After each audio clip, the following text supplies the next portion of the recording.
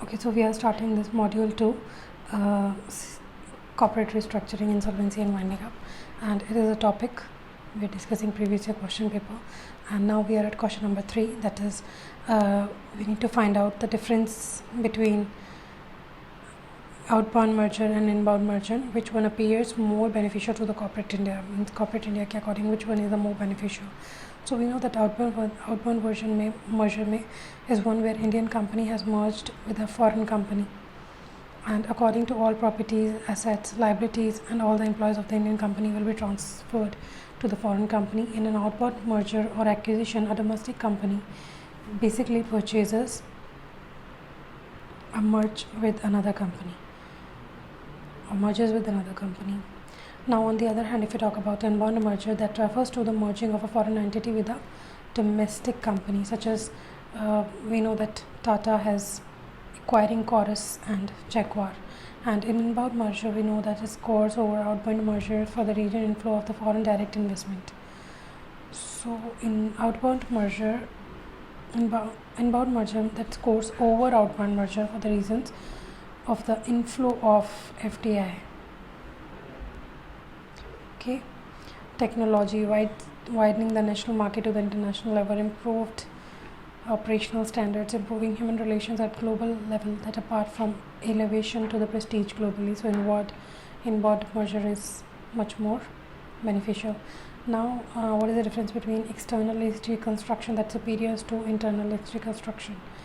So we know that internal reconstruction, that the assets are revalued, liabilities are negotiated, and loss suffered are written off by reducing the paid up value of the shares or varying the rights that are attached to different classes of shares. And internal reconstruction, that is considered to be superior to the external reconstruction, since the exercise that is undertaken in internal reconstruction that requires an in-depth analysis and remedy, instead of carrying up in external reconstruction in the form of merger or acquisition or losing identity. Now in many cases we know that internal reconstruction does not require approvals from the courts or tribunals, that may require conducting meetings of the classes of shareholders and creditors, except in case of the reduction of paid up share capital. So we know that internal reconstruction in the assets are revalued and liabilities are renegotiated. Liabilities are negotiated and losses suffered are written off. So that majorly happen in the banks, internal reconstruction. And external reconstruction, as we know that since the exercise taken by the internal reconstruction that requires in-depth analysis, and that remedy, that instead of giving up external reconstruction in the form of merger acquisition, it could be a losing identity, so does not require approval from the court. We know internal reconstruction does not require, but external reconstruction may require. Now we need to regulate question, that is suggest the regulations to be referred in respect of combination under the Competition Act.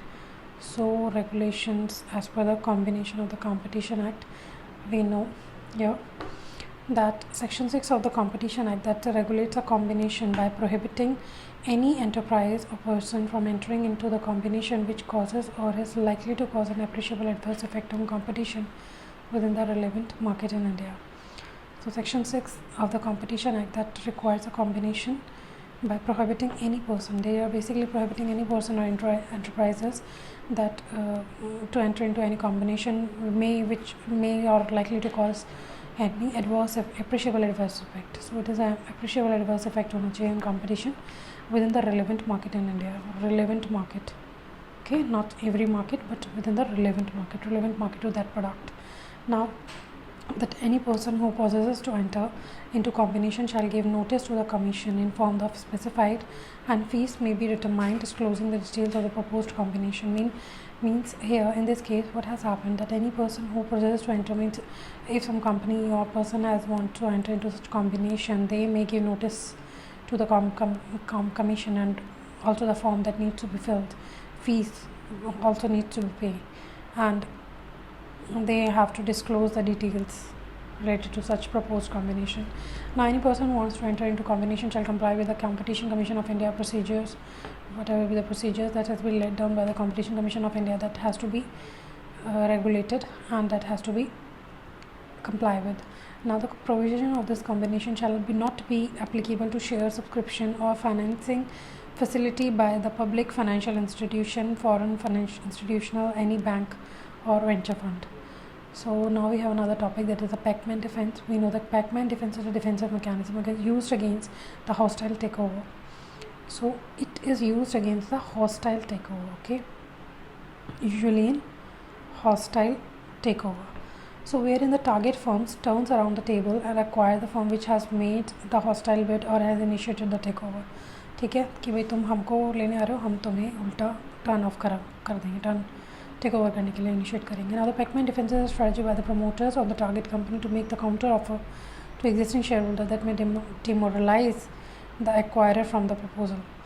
Okay, now the regulation 26 subsection 2 of the SEBI SAST regulation that prohibit the target company to enter into any agreement, but it is not applicable in India because there is a regulation in SAST that prohibits the target company to enter into any agreement other than ordinary course of business during offer period except the approval of the shareholder through a special resolution by way of postal ballot. Means as per regulation 26 that Pacman defense strategy cannot be performed in India because the target company to enter into any agreement in the ordinary course of business during offer period except the proposal by the approval of the shareholder. Means shareholder has to do this thing, and in this case what is they are doing, it is basically the promoters that can use the Pacman defense strategy, but here promoter is not in the picture because shareholder has to do everything. So now hence in India such regulatory body regulations, it is almost impossible to resolve the Pacman defense strategy here. Okay, now if we move to another question, that is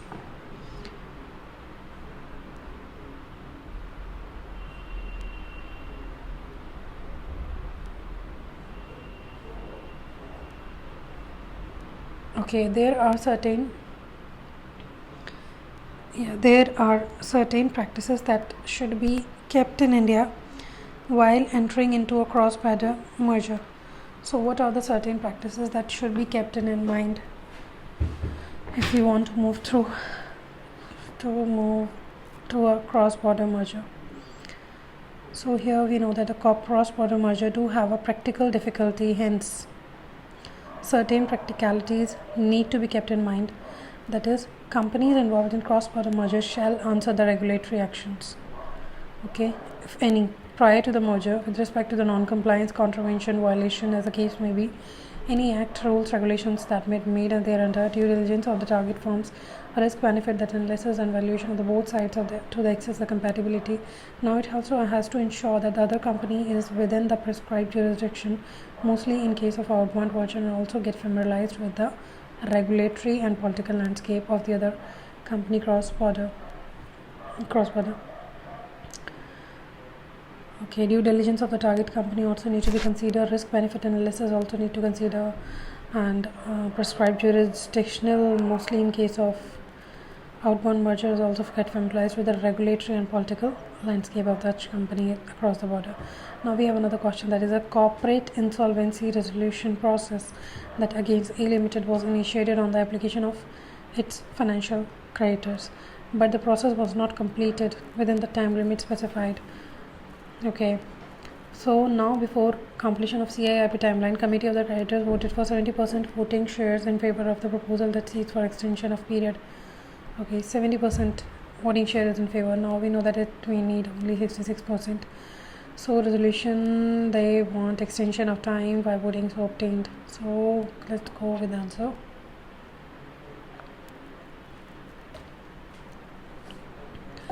That we know section 12 of the insolvency IBC that stipulates the CIR that must be completed within 180 days of the initiation.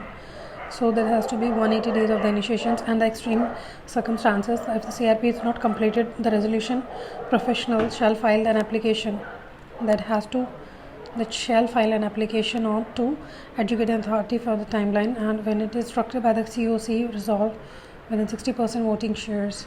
So here section 2 subsection 3 that provides on the receipt of an application of educating authorities certify that the subject matter of the case is such that corporate insolvency resolution process can be completed within 180 days. It may by order extend the duration of such process beyond 180 days if such further no period as it think fit. Means who can educating authority can do so after receipt of an application, we know, but not exceeding 90 days, and it should also be a one-time extension, provided that any extension for the period of corporate insolvency resolution process under this section shall not be granted for more than once. Provided further that corporate insolvency resolution process mandatory to be completed within 330 days from the insolvency commencement date, including the extension of the time period of a corporate insolvency resolution process that is granted and time taken in the legal proceedings in relation to such resolution process of the corporate debtor. Okay, now we have another question, that is Lakshmi Bank Limited that acquired 10% of the convertible debentures, 10% of the convertible debenture in Bhaskar Limited in terms of the issue. Now these debentures were converted into equity shares of the Bhaskar Limited. Okay, debentures are converting into equity shares. Now consequently conversion, it became the owner of the 5% equity holding. Okay, for the Lakshmi Bank Limited provide a loan of 10 crores to Bhaskar Limited that became due in 2018. Now Bhaskar Limited become defaulter of the repayment loan, not only the Lakshmi Bank and also some other bank. If we talk about one application, ICID Bank. Now the educating authority initiated CIRP and committee of credit is instituted, including Lakshmi Bank Limited. Now CIRP Bank objected on the ground that Lakshmi Bank is a related party that should not have any right of the representation, participating or the voting, and we need to examine this issue. Very interesting question. Now we know that as proviso to the section 21 subsection 2 of the Insolvency and the Bankruptcy Code, the IBC, that is no related party. As first proviso, we know that 21 proviso 2 of the IBC, that's no related party to the corporate debtor. Even it's important that no related party of the corporate debtor, even if it is a financial creditor, has any right to participation, representation or voting at the meeting of the COC. Now, however, if we talk about that, however, the second proviso to section 21 subsection 2 that clarifies that restriction does not apply in case of financial creditor is governed by the financial sector regulator. Means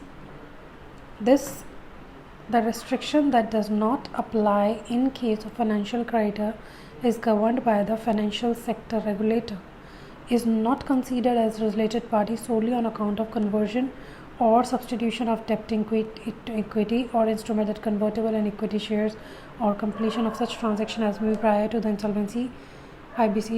It could be a loophole also. It could be a loophole also, because if any conversion has happened, then and restriction that financial creditor is governed by the financial sector regulator. Okay, is not considered as related party solely on account only on that conversion of substituting a debt into equity or instrument convertible into equity, or completion of such transaction as may be prior to the IBC. Okay, मतलब during that IBC नहीं होना चाहिए, after the IBC होना चाहिए. Now we have that financial sector regulators is defined as per section 3 sub clause 18 of the IBC that refers to RBI, SEBI. It is important. Financial sector regulator, RBI, SEBI, IRDA, pension fund, PFRD, PFRA, and as maybe other bodies as may be notified. So even the given case, the shares are allotted to Lakshmi Bank was on account of conversion of debt into equity. So being a bank regulated by RBI, Lakshmi Bank cannot be considered as a related party. So the objection raised by the ICID Bank is not tenable here. So if it is not a financial creditor that is regulated by the financial sector regulator, after that if any equity or debt conversion has happening, then it could be termed as related party, but here in this case it cannot be termed as related party. Now if we go to another question, that is Deepak was appointed as IRP by Educating Authority on 1st July. Okay. So in the respect of the Bengal Limited failed to file returns regarding the tax sector for the financial year quarter first. ठीक है. Suspended directors argued that they are not managing the affairs of the company since the responsibility of the compliance lies with the IRP.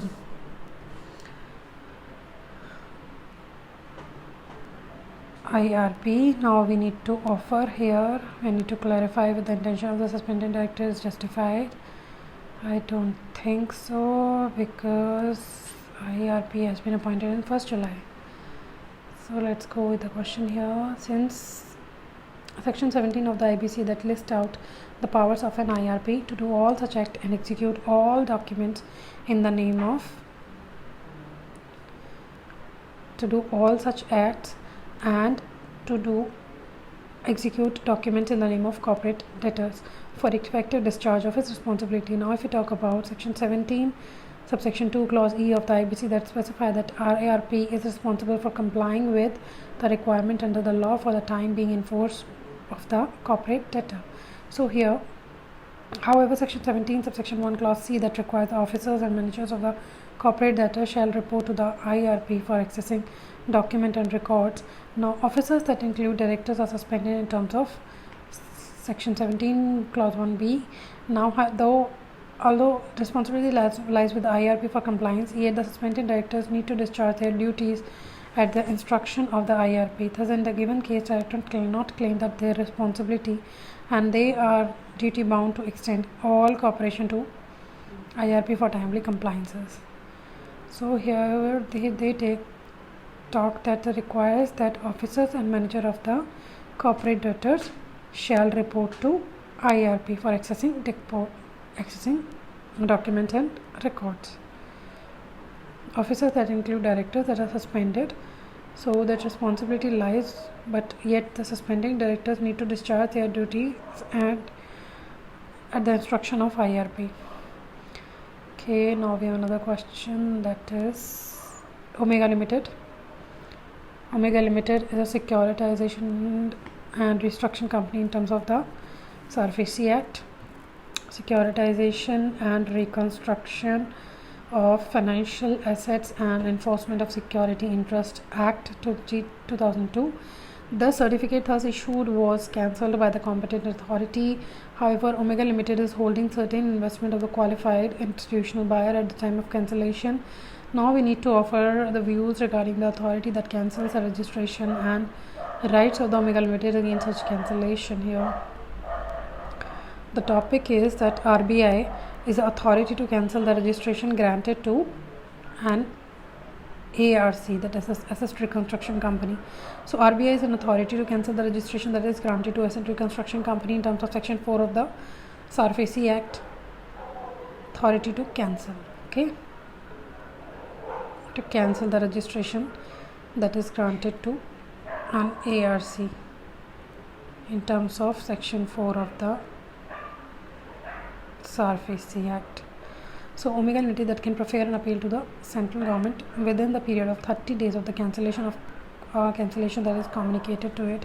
Now the central government shall give such company an opportunity of being heard before disposal of such application, and also if the Asset Reconstruction Company is holding investment for qualified institutional buyers after cancellation of registration, it shall be deemed to be ARC that until it repays the entire investments that is held by it together with interest, if any, now within such period as the RBI may direct.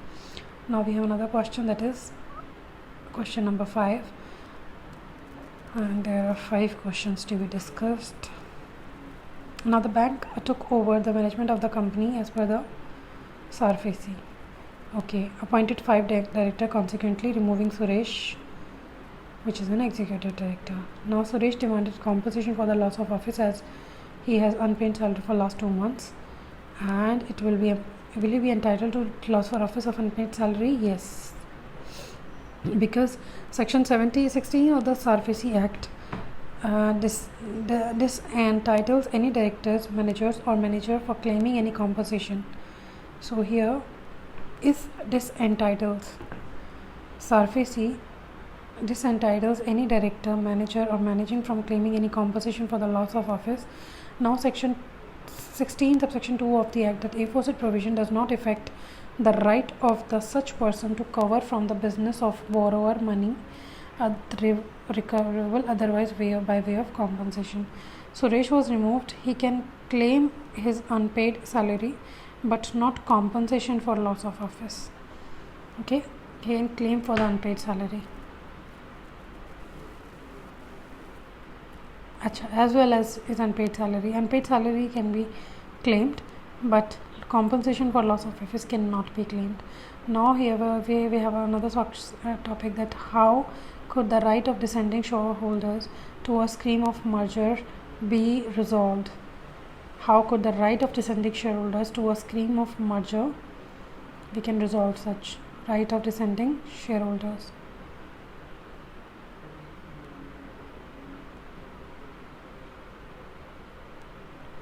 The right of dissenting shareholders can be resolved by resorting to section 235 of the Companies Act. The right of dissenting shareholders, it can be resolved by resorting to section 235 of the Companies Act in the manner provided to Rule 26 of the Companies Compromise Arrangement and Amalgamation Rule 2016. Now, if 9th of the shareholders are agreeable to the merger, now then the acquiring company can, after serving notice, duly acquire the shares of the dissenting group. Now, the dissenting shareholders need to be served notice in the manner that is prescribed as per Rule 26.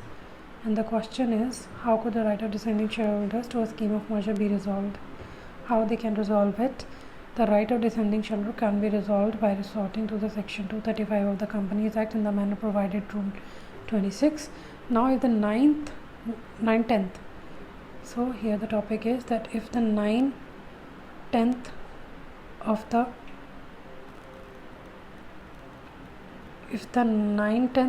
the shareholders after serving notice duly acquire the shares of the dissenting group, now the dissenting shareholders need to be served notice in the manner that is prescribed as per Rule 26.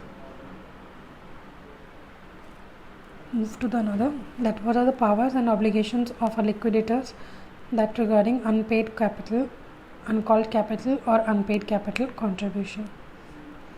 So we have a topic here, that Regulation 40 of the IBC, that is Liquidation Process Regulation 2016, that lays down the provisions relating to the liquidator to realize uncalled capital or unpaid capital contribution. Now, according to Regulation 14, that the liquidator shall realize any amount due from any contributory to the corporate debtor. Now, notwithstanding any charge or encumbrances on the uncalled capital of the corporate debtor, the liquidator shall be entitled to call and realize the uncalled capital of the corporate debtor and to collect the arrears, if any, due on calls made to prior to the liquidation, by providing a notice to the contributor to make the payment within 15 days from the receipt of the notice, but shall hold all money so realized subject to the rights, if any, of the holder of any such charge or encumbrance. Now, no distribution shall be made to contributory unless he makes his contribution to the uncalled or unpaid capital as required in the constitutional document of the corporate debtor. So we have another topic here, that is, are there any ground to appeal against the approval of resolution plan by the adjudicating authority? In terms of grounds of appeal, we need to talk about against the approval resolution plan by the AA in terms of IBC. So it is important question, that Regulation 40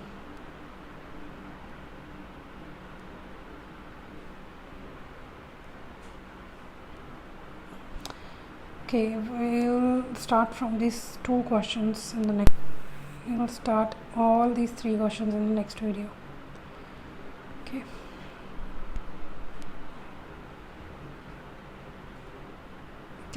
Okay, thank you.